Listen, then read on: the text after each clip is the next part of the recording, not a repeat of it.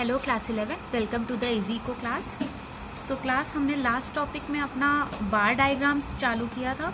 Types of bar diagrams हमने पढ़ लिए थे। दो टाइप्स पढ़े थे हमने, एक सिंपल बार डायग्राम और एक मल्टीपल बार डायग्राम। आज हम इसके आगे के भी टाइप्स पढ़ेंगे, ठीक है। तो पहला टाइप, तीसरा टाइप है आपका, ये आपका थर्ड टाइप है क्योंकि पहला आपका सिंपल था और दूसरा आपका मल्टीपल था। ये आपका थर्ड टाइप है सब डिवाइडेड डिफरेंशियल, जिसको हम लोग डिफरेंशियल भी बोलते हैं और सब डिवाइडेड भी बोलते हैं, ठीक है। दो नेम होते हैं इसके। समझ लीजिए सब डिवाइडेड और डिफरेंशियल कैसे क्या होता है और कैसे बनते हैं ये bar diagram. They are those diagrams और component bar charts used to represent in which the total magnitude is divided into different components. क्या बोला गया है कि ये ऐसे डायग्राम्स होते हैं और वो कंपोनेंट बार चार्ट होते हैं जो कैसे रिप्रेजेंट किए जाते हैं कि ऐसे समझो। देखो, मान लो जैसे डायग्राम से आपको जल्दी समझ में आएगा, ठीक है। जहां पे हम डिफरेंट कंपोनेंट्स एक ही बार डायग्राम में शो करें। देखो, अब आप लोग कहोगे कि मल्टीपल में भी हमने यही पढ़ा था कि डिफरेंट कंपोनेंट्स मतलब डिफरेंट कंपोनेंट्स हम एक ही बार डायग्राम में शो कर सकते हैं। बट यहाँ फर्क क्या है कि ये सब डिवाइडेड है। एक बार में आपके ब्लॉक्स बनते हैं। एक जैसे बिल्डिंग आपने देखी होगी कि बिल्डिंग की पहले एक स्टोरी होती है, फिर उसके ऊपर दूसरी स्टोरी, फिर तीसरी स्टोरी, फिर चौथी, ऐसे ही माले होते हैं ना बिल्डिंग के। सेम वैसे ही ऐसा ये वाला बार डायग्राम बनता है हमारा सब डिवाइडेड डिफरेंशियल बार डायग्राम, ठीक है। देख लो, represent in which the total magnitude is divided into different components. क्या बोला गया है? Total magnitude divided into different components, मतलब एक ही बार डायग्राम में डिफरेंट कंपोनेंट्स हम शो करें, ठीक। समझो कैसे। मान लो मैंने बोला है कि आर्ट, कॉमर्स और साइंस के जो स्टूडेंट्स हैं, ठीक है, हमने लिया है आर्ट, कॉमर्स और साइंस के जो स्टूडेंट हैं उनके हम मार्क्स लेते हैं, ठीक है। उनके मार्क्स ले रहे हैं कि जो फेल वाले हैं 30 से कम हैं उनके हमने अलग ले लिए, ठीक है। जो 50 से ऊपर है उनके हमने अलग ले लिए। जो 30 से लेस है उनके हमने अलग ले लिए। जो 50 से अपर है उनके हमने अलग ले लिए। और जो 80 प्लस है उनके हमने अलग ले लिए, ठीक। हमने ऐसे आर्ट, कॉमर्स, साइंस को डिवाइड कर दिया, ठीक है। अब हम क्या करेंगे, कैसे, मैं रफली आपको बना के दिखा रही हूँ। मान लो ये एक डायग्राम मैंने बनाया। मान लो मैंने लिया कि आर्ट वाले 5 बच्चे ऐसे हैं जो 30 से कम हैं, ठीक है। और 6 बच्चे ऐसे हैं जो 50 से ऊपर हैं और 10 बच्चे ऐसे हैं जो 80 से ऊपर हैं, ठीक है, 80 से ऊपर है। ऐसे ही कॉमर्स में मैंने ले लिया कि 10 बच्चे ऐसे हैं जो 30 से नीचे हैं, 15 बच्चे ऐसे हैं जो 50 से ऊपर हैं और 10 बच्चे ऐसे हैं जो 80 से ऊपर हैं, ठीक है। और साइंस में मैंने ऐसे ही कोई भी वैल्यू ले ली कि 9 बच्चे ऐसे हैं जो 30 से नीचे हैं, 50 से ऊपर 5 बच्चे और इसमें भी 5 बच्चे, ठीक। मैंने ये ले लिया। अब मैं इसको बनाऊंगी कैसे, मैं इसी में ही बाइफरकेट करूंगी कि ये आर्ट वाले हैं, ये कॉमर्स वाले हैं और ये साइंस वाले, ठीक है। जब हम ऐसे बार डायग्राम शो करते हैं तो ये कौन से बार डायग्राम होते हैं? सब डिवाइडेड या फिर डिफरेंशियल बार डायग्राम। जब हम बिल्डिंग्स, ब्लॉक्स बना देते हैं, उसमें एक ही बार में हमने ब्लॉक्स से डिवाइड कर दिया, तो वो कौन से बार डायग्राम होते हैं? वो सब डिवाइडेड और डिफरेंशियल बार डायग्राम कहलाए जाते हैं, ठीक। समझ में आ गया? बस इतना ही समझाना था कि ये बनते कैसे हैं, ठीक है। बस इतना जान लो। आपके वैसे कोर्स में इतना है नहीं, इतना समझ लीजिए। अब नेक्स्ट है आपका डेविएशन बार डायग्राम। देखो बेटा, डेविएशन मीन्स क्या होता है पहले समझ लो। डेविएशन मतलब होता है डिफरेंसेस। क्या होता है? डिफरेंसेस। डेविएशन मतलब ही होता है डिफरेंसेस। डिफरेंस बार डायग्राम या बार डायग्राम आप समझ लीजिए क्या होता है। ये आपका फोर्थ टाइप का बार डायग्राम है। Used to compare the net deviation of related variables with respect to time and location, ठीक। Bars representing positive and negative deviation, यही मेन आपका सॉल्यूशन है। बार्स रिप्रेजेंटिंग पॉजिटिव और नेगेटिव डेविएशन, मीन्स ऐसे बार जो positive और negative दोनों component show करते हैं, ठीक है, उनको हम लोग क्या बोलते हैं, डेविएशन बार बोलते हैं। इसमें क्या होता है समझ लो, इसमें हम लोग पॉजिटिव डायग्राम तो बनाते ही हैं, पॉजिटिव चीजें तो लेते ही हैं, 20, 30, 40, मतलब मान लो मैंने एक ऐसे सपोज कर ली एक वैल्यू, ठीक है, और साथ ही साथ इसमें क्या होता है, इसमें हम नेगेटिव भी लेते हैं, -10, -20, -30, -40, ठीक है। इसमें हम लोग नेगेटिव भी बार बनाते हैं और पॉजिटिव भी बार बनाते हैं, ठीक है। मान लो मैं प्रोडक्शन कर रही हूँ, ठीक है, मैंने प्रोडक्शन किया है वीट का प्रोडक्शन किया है, ठीक है। अब पहले साल में मैंने प्रोडक्शन किया 30 टन का, ठीक। दूसरे साल में प्रोडक्शन ना होके बिल्कुल बेकार हो गया और जो हमने प्रोडक्शन, जो हमारा रखा हुआ सामान था वो भी खराब हो गया, तो माइनस में चला गया। ये चीज आप आगे पढ़ोगे 12th में, ठीक है, माइनस में चला गया।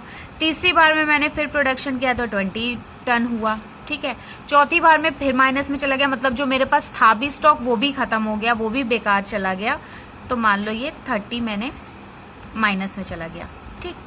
तो यहाँ हम बार डायग्राम कैसे शो करेंगे, first, second, third, fourth years में मान लो हमने लिए, ठीक है। तो फर्स्ट ईयर में 30 टन मीन्स 30 तक बनाएंगे ये, ठीक। सेकेंड ईयर में 40 टन हमारा नेगेटिव में चला गया, तो ये हमने 40 टन बनाया, समझ में आ रहा है। थर्ड में 20 टन हुआ, ये हमने 20 टन बनाया, जस्ट मैंने एक सपोज एक वैल्यू ली है, ठीक है।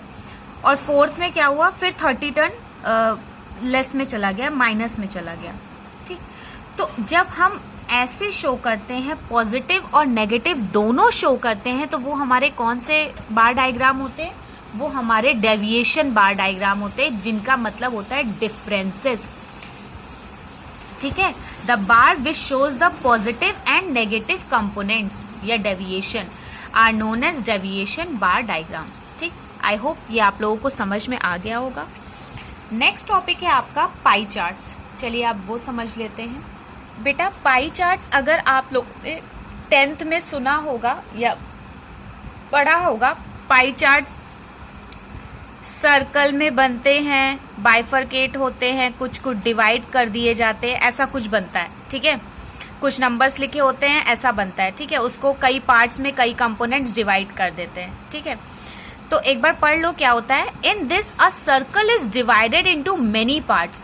एक ही सर्कल को कई पार्ट्स में डिवाइड कर दिया जाता है एज देयर आर कंपोनेंट्स, और उन कंपोनेंट्स को इसमें लिख दिया जाता है। मान लो एक एग्जांपल ले लो कि मैंने वीट, मेज, राइस, दाल या पल्सेस बोलते हैं इसको, पल्सेस, ठीक है, इनका मैंने प्रोडक्शन किया और इसको मुझे पाई चार्ट में दिखाना है। तो मैं कैसे दिखाऊंगी, अलग अलग कंपोनेंट्स है ना, तो वीट का ये इतना पार्ट हो गया, ठीक है, ये वीट हो गया, मेज ये हो गया, राइस इतना हो गया। तो जब हम ऐसे डिवाइड करते हैं तो यही तो पाई चार्ट होते हैं, ठीक है। अब पाई चार्ट जो है हमारा, ये भी हमारा डाटा रिप्रेजेंट करता है, ठीक है। आप लोगों ने देखा होगा कभी कभी पाई चार्ट्स में परसेंटेज में वैल्यू दी होती है कि वीट हुआ 80% इस साल, मेज हुआ 20%, कभी कभी परसेंटेज में आपको वैल्यूज दी होती है, और कभी कभी वैल्यूज आपकी डिग्रीज में होती है, ठीक है। कभी कभी वैल्यूज आपकी डिग्रीज में होती है, कभी कभी परसेंटेज में देते हैं, कभी कभी डिग्रीज में देते हैं। एक बात हमेशा याद रखना, जब भी वैल्यू अगर परसेंटेज में होगी, अगर हमारी परसेंटेज में वैल्यूज लिखी होंगी, तो इसका पूरे का टोटल हमारा हमेशा 100% ही आएगा। परसेंटेज हमारा 100 से वो करते हैं ना, 100 होता है ना फुल वैल्यू परसेंटेज की। तो अगर वैल्यूज हमारी परसेंटेज में दी हुई हैं, तो जो ये पूरा हमारा पाई चार्ट की वैल्यूज होंगी वो टोटल कितनी होंगी, 100% के बराबर होंगी। 100% होंगी। ठीक है, 100% से ऊपर है इट मीन्स ये रॉन्ग है, गलत है, बिल्कुल रॉन्ग है। अगर आपको डिग्रीज में वैल्यू दी होती है पाई चार्ट में, अगर आपको डिग्रीज में वैल्यू दी होती है तो ये इक्वल टू होंगी 360 डिग्री के। ठीक है, क्योंकि एक सर्कल हमारा 360 डिग्री का होता है, ये तो आप लोगों ने मैथ्स में पढ़ा होगा। ठीक है, तो अगर परसेंटेज में होंगी तो 100% के बराबर होंगी सारी वैल्यूज, और अगर डिग्रीज में दी होंगी तो 360 के बराबर होंगी हमारी सारी वैल्यूज। ठीक, अब एक चीज सिखा देती हूँ कि हम नॉर्मल वैल्यूज को डिग्री में कैसे चेंज करते हैं। मान लो अगर मुझे दिया है कि वीट हमारा इस साल 360 टन हुआ, मेज हुआ 140, राइस हुआ 280 और पल्सेस हुआ 120। ठीक, ये हमारा दिया हुआ है, मान लो ये हमारा दिया हुआ है, एक डाटा दिया है। अब मुझे इनको डिग्री में कन्वर्ट करना है। जब मैंने क्या बताया कि टोटल कितना आना चाहिए, 360 के बराबर आना चाहिए। क्या इनको टोटल करने में हमारा 360 आएगा? 360 तो ऊपर ही लिखा हुआ है, आ ही नहीं सकता। ठीक है, तो टोटल कितना आना चाहिए? 360 आना चाहिए। तो अगर ऐसी वैल्यू दी हो और हमें डिग्री में चेंज करना हो तो बेटा एक फॉर्मूला होता है डिग्री में चेंज करने के लिए, individual value upon total value. ठीक है, individual value upon total value into 360 degree. फिर से समझ लो क्या फॉर्मूला होता है, individual value upon total value into 360 degree. ठीक, ये फॉर्मूला होता है। मतलब जब भी हमको ये वैल्यूज चेंज करनी होंगी डिग्रीज में तो हम ये वाला फॉर्मूला पुट कर देंगे।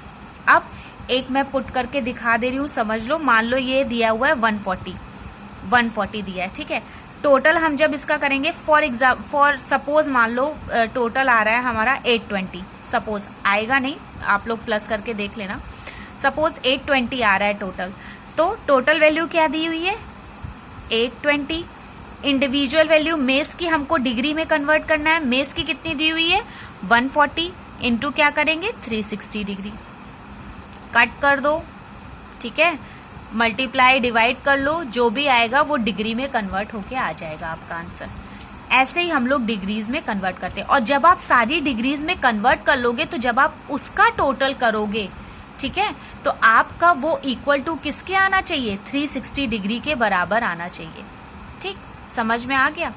ये होती हमारी पाई चार्ट्स की कंडीशन। अब किसी को कोई डाउट हो तो आप पूछ लीजिएगा। आज का टॉपिक यहीं खत्म करते हैं। नेक्स्ट टॉपिक में हम लोग पढ़ेंगे फ्रीक्वेंसी डायग्राम। ठीक है, फ्रीक्वेंसी डायग्राम, हिस्टोग्राम, ये सब पढ़ेंगे। Thank you class.